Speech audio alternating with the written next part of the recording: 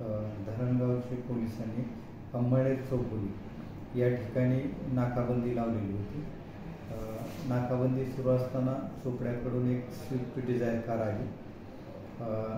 तिला हात केला पोलिसांनी त्या नाकाबंदीच्या, पण त्यांनी काही थांबवली नाही. उलट जोरात धरणगावच्या बाजूनं ती कार असे पळवत घेऊन चालले. पोलिसांना संशय आला म्हणून त्यांनी त्या कारचा पाठलाग केला.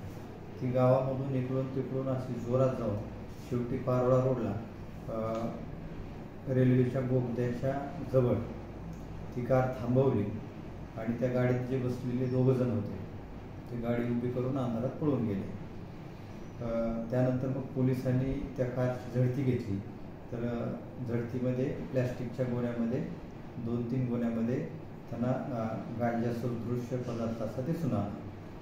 मग बारकाईने पाहिलं तर तो गांजाच होता आणि मग ती गाडी गांजासह ताब्यात घेतली आणि तो गांजा आणि गाडी जप्त करण्यात आली. पूर्ण मुद्देमाल कितीचा जप्त करण्यात आला आणि गांजा किती किलो होता? 40 किलो 424 ग्रॅम गांजा आहे. त्याची किंमत 10,10,000 रुपये आहे आणि 10 लाखाची स्विफ्ट डिझायर कार असा एकूण जवळजवळ 20,10,000 असा तो मुद्देमाल जप्त करण्यात आलेला आहे.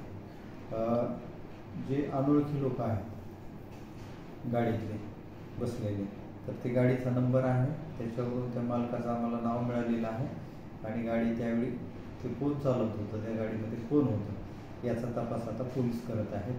धरणगाव पोलीस स्टेशनला NDPS ॲक्ट प्रमाणे गुन्हा दाखल झालेला आहे आणि तो गांजा कुठून आणला, तो कोण घेऊन जात होतं, कुठे घेऊन जात होतं याच्याबद्दल तपास सुरू आहे.